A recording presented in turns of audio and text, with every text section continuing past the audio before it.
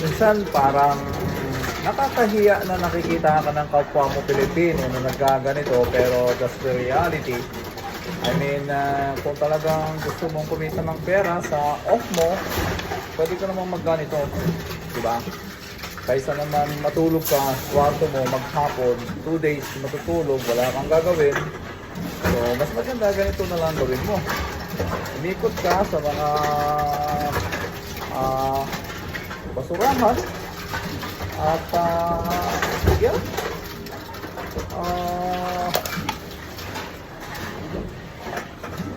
easy money.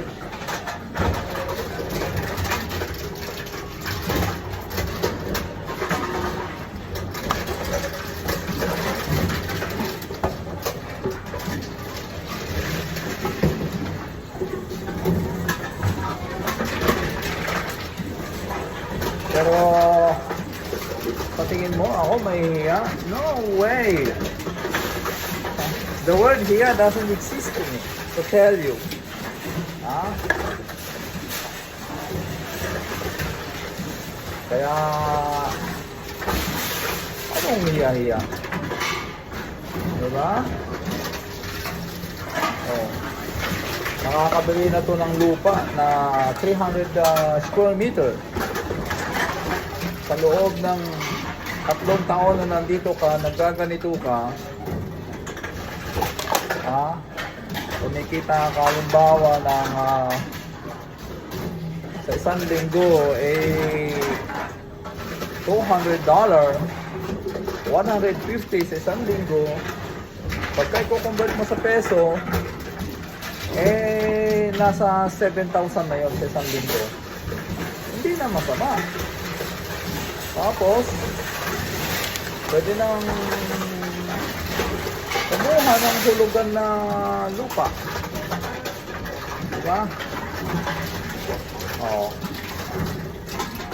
This is the way we make money and wise living.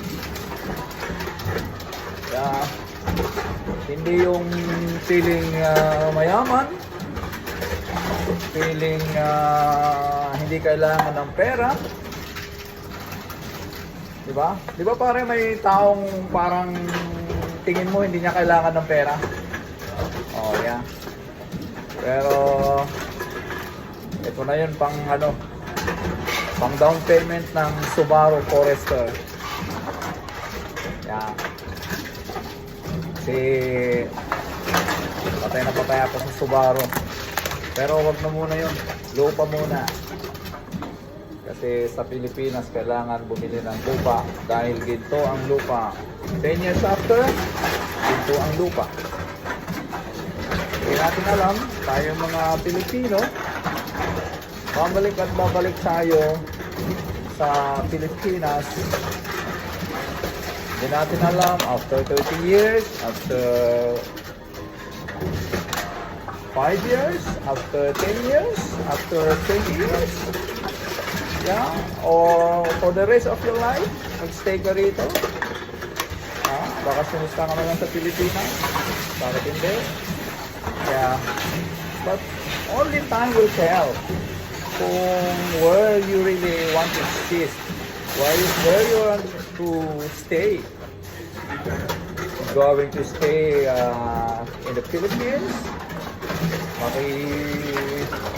pagsapalaran sa uri ng buhay na mas mahirap spellingin ang buhay doon, o kaysa sa ganito na nag-scavenger ka every Saturday, Sunday, at syempre parang sa iba nahihiya sila na gawin yung ganitong klase ng sideline, part-time, diba?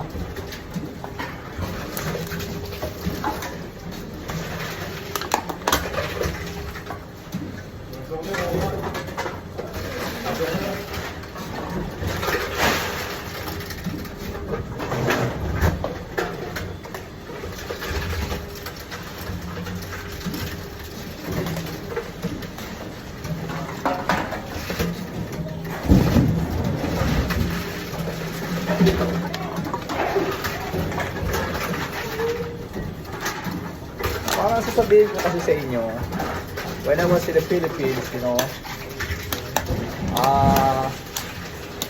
my life is full of call this excitement because parehas lang naman ang hanap buhay ko nung nasa Pilipinas ako. I mean, scrapper. They call in Philippines scrapper. So, I engaged into scrap. I used to have a business. Which buy and sell. I will purchase the items, then I will resell in a little bit higher price. Pero, ibig sabihin,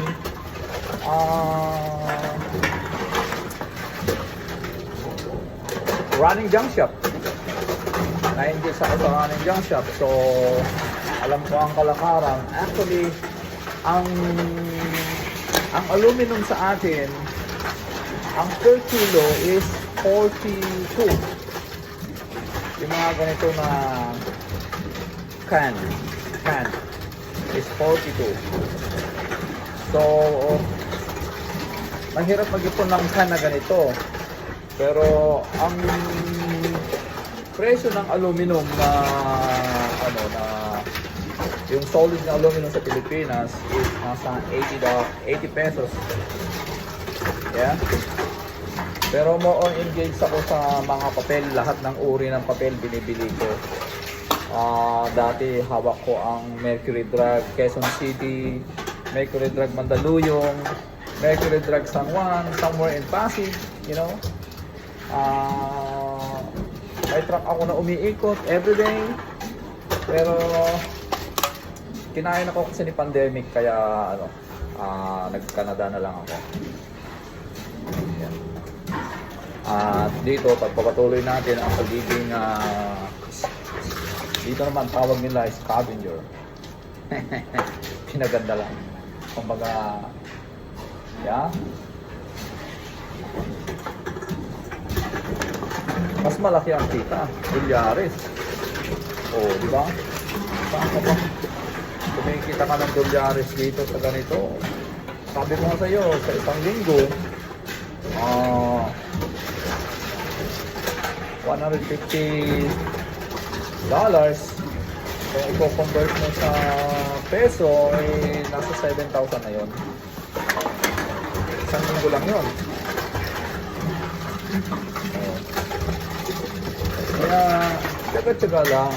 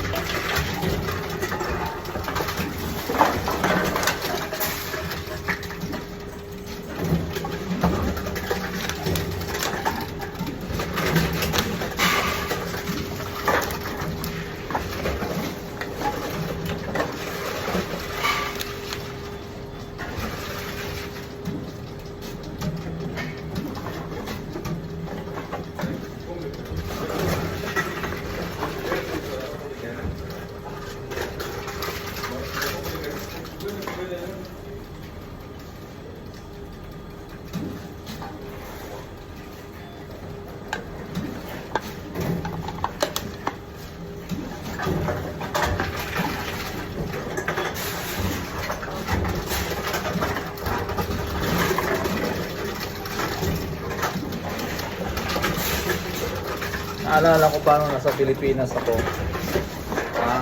Konting istorya lang Noong nagsisimula ako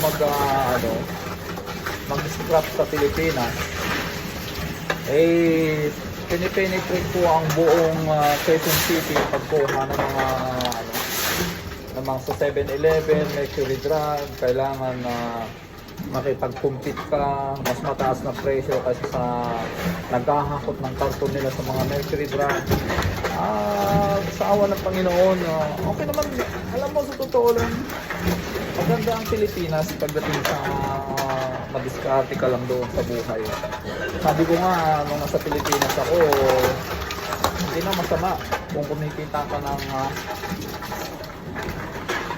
10,000 sa isang araw. Dati nung hindi pa pandemic yun. Kasi naiikutan ko lahat ng mga Mercury Drive sa Quezon City. Naikutan ko lahat ng mga 7-Eleven sa Quezon City, San Juan, Mandaluyong. Yan. Ako ang nag-aakot ng mga karton nila sa mga Mercury Drive, sa mga 7-Eleven.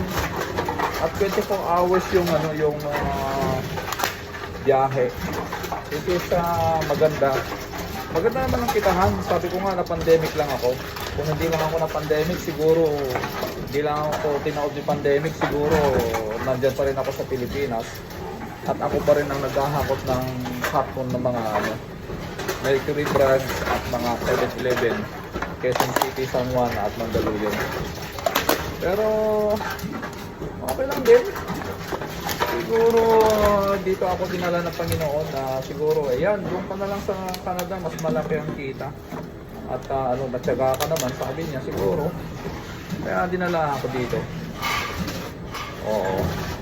Nakikita niya kasi yung pagod ko nung nasa Pilipinas ako, maniwala kayo sa hindi. 3 beses ako magpalit ng t-shirt at long sleeves sa isang araw dahil sa sobrang pawis, pagkahakot ng karton, pagkahakot ng papel. Kung natatandaan nyo, ako ang naghahakot sa LTO ng mga papel ng LTO, LTFRB sa Napocor. Yeah. At okay nga, sabi ko nga maganda ang kitahan dyan sa Pilipinas.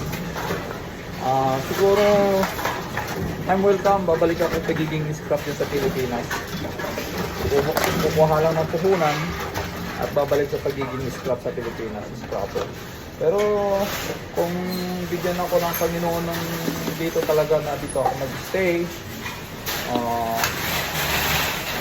dito na lang ako siguro. What's that? Okay.